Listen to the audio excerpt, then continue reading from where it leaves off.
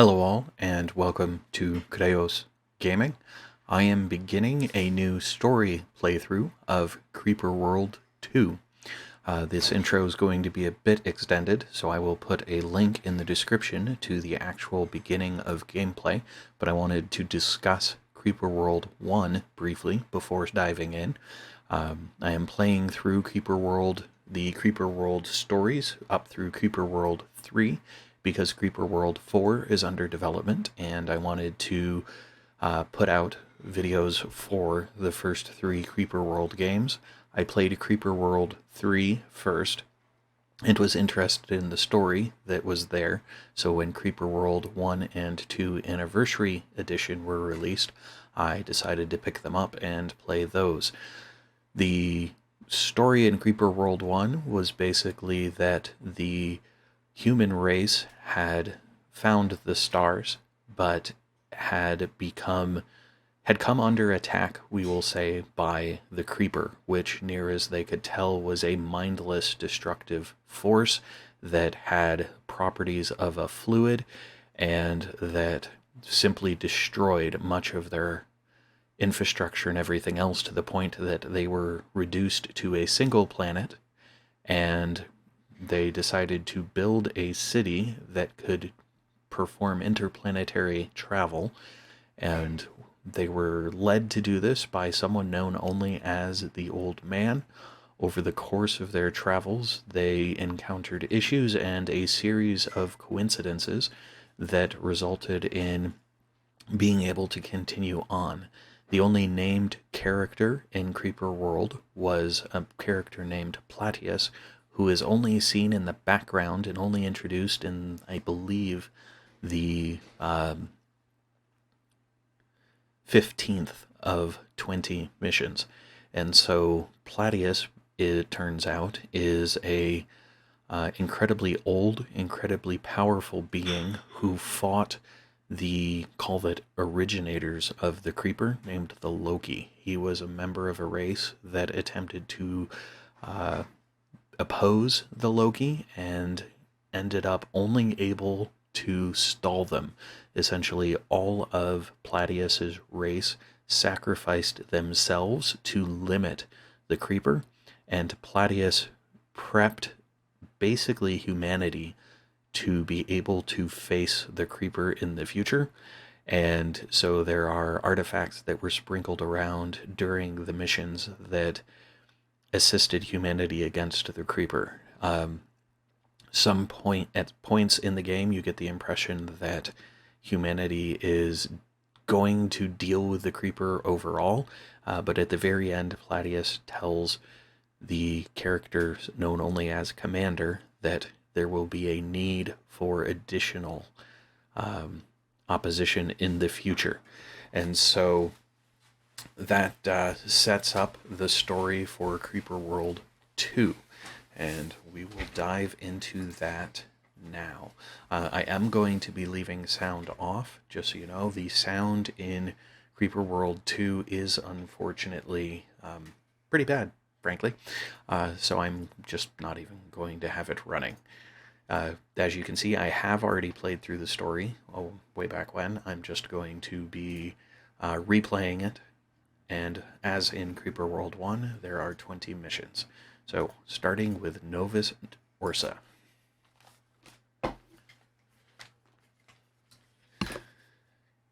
Okay, so we are on day 1 in Novus Orsa, and this is a game type obliteration. Admiral Abraxas says, "Welcome, citizens, to our destiny. 30 years ago, I led the remnants of the human race on our great exodus, I would never have imagined such a day might come. Today, we stand poised to retake our rightful place among the stars." So, just a quick bit of an aside here, I'm going to then assume that Admiral Abraxas is the one who is known as Commander in the last game, and that it has been 30 years since the events therein. "We have all lost loved ones and friends to the Creeper. I wish my daughter Aliana could be here to see this day. Perhaps more than most, she made this day possible. I ask that we take a moment to reflect, to remember all those who have passed in our service. Citizens, I now present to you Commander Dax Joven. He, along with nearly 100 others, were promoted to the rank of commander earlier today. They will take up the tasks we have put before them. They will take us back to the stars. Commander Joven, you may proceed. Joven. Thanks. Thank you, Admiral Abraxas. It was, is, an honor to be introduced before our people. Thank you, sir. Hale says, Private Con to Dax Joven. Steady, Dax. Throttle back, relax, and get to the presentation. You'll do great. Joven.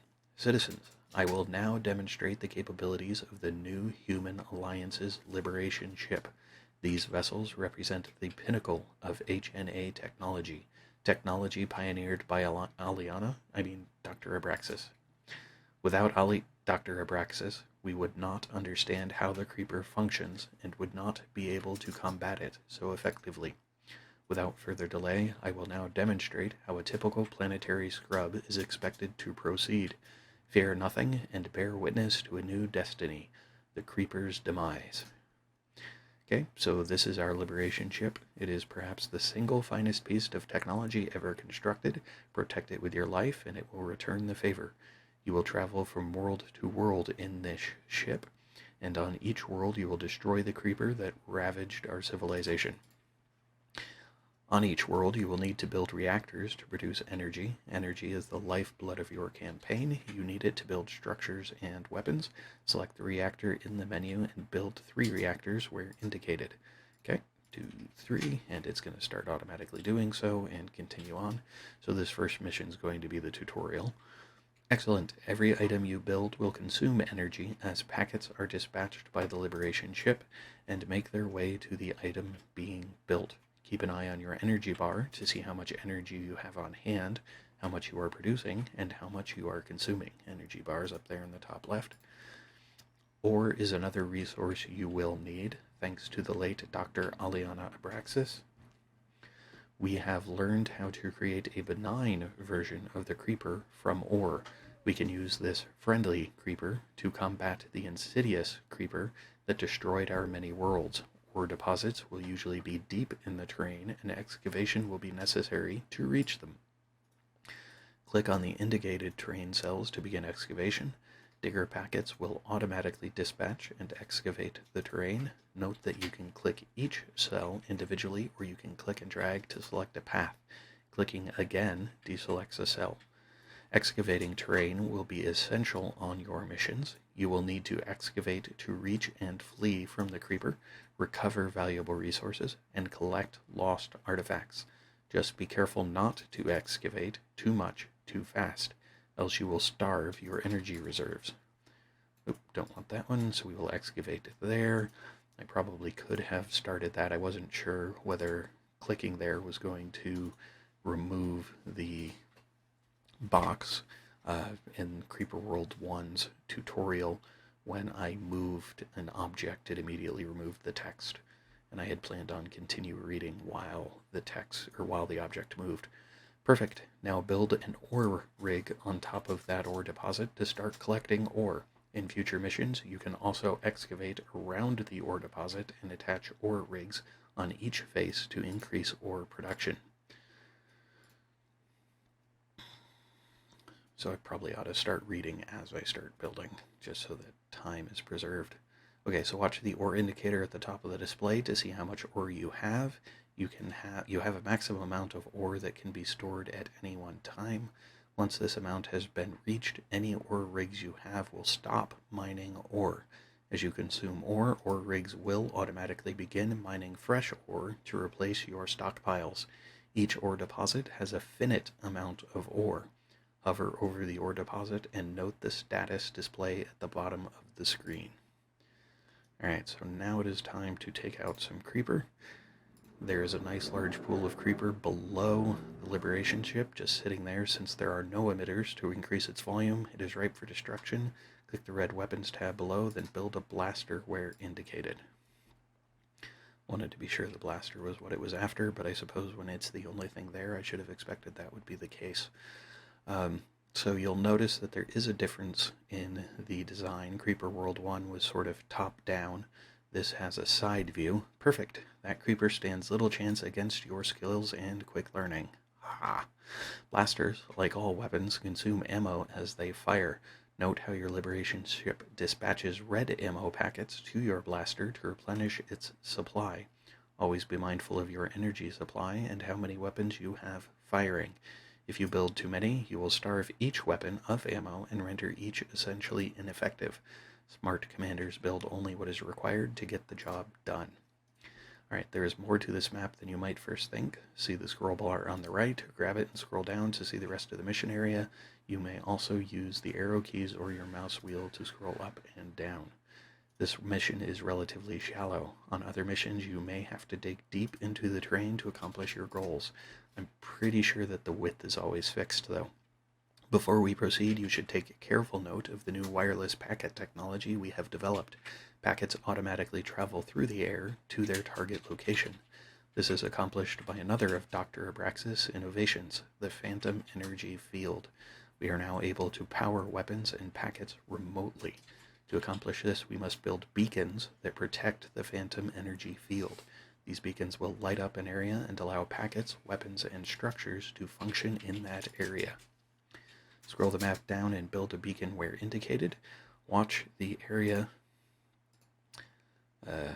around the beacon light up after the beacon is built and receives its first energy packet. Note that you can attach a beacon to any surface and orient it in any direction. So beacons are the new, don't serve quite the same function as, now we are ready to demonstrate our greatest ability. We can manufacture our own anti-creeper. Build a maker where indicated. So, there were collectors and then were relays. So they kind of serve the function of relays in that they make it possible to send packets across greater distances.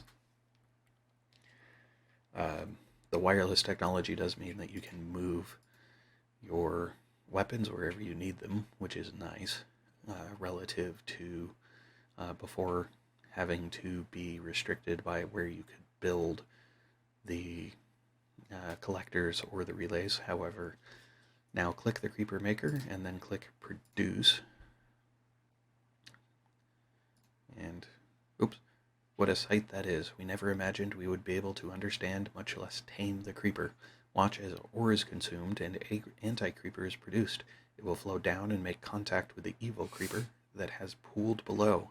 When opposite types of creeper touch, pure annihilation is the result. You can also move the creeper maker so that it deposits anti-creeper where you need it. We have only one last task before us. We are going to destroy that emitter. Emitters are impervious to all weapons. Even friendly creeper won't harm them. We'll leave it to Dr. Abraxas to come up with the nullifier. The nullifier module somehow causes the emitter to slip in between realities. It slides between our universe and the next. Trapped in this region, the nullifier alters the rules of physics around the emitter, making it possible to actually destroy the thing. Our best scientists still don't really understand how it operates, but for Dr. Abraxas, it was obvious. Your final task is to build a nullifier where shown. You may want to move your blaster into the area to help eliminate the creeper. Once the nullifier is built, it will automatically activate and destroy the emitter, clean up any remaining creeper on the map, and we'll be done with this demonstration. So originally, I believe that I want to say Creeper World 1 was as well, but I get the impression that at least Creeper World 2 was a... Wait, no, that's where I'm supposed to build the nullifier, was a web game. So there is much that is done that results in, or that comes from exposition via text. In the original Creeper World, there was actually a lot of it. And in this one, you can kind of see there's going to be something similar. It's not voice acted, which frankly is okay. I don't mind reading. But it seems that as far as YouTube goes, it's fairly common for text to be read by the player, which has its benefit. I mean, you don't know what speed other people read at, and so if one person is reading, there's a consistent speed for things going. And that is victory for the first mission, which is just the demo mission, but that's alright, so we will continue. And I'm going to change this to Chreos Gaming and submit score and return. Don't have to submit the score, probably doesn't actually do very much, but I am going to continue doing so. But that was Novus Orsa, where we learned the basics of the game, and that it has been about 30 years since the event of Creeper World 1, that the commander there is now Admiral Abraxas, that someone related to him, given that they are Dr. Abraxas, had created a means to destroy the emitters, because in the past you couldn't destroy them, you could only neutralize them by having a cannon next to them. So we will see what we learn on Far York. Thanks all. Hello all, and thanks for watching. If you enjoyed the video, please click the like button below. You can also subscribe using the channel image in the center of the video.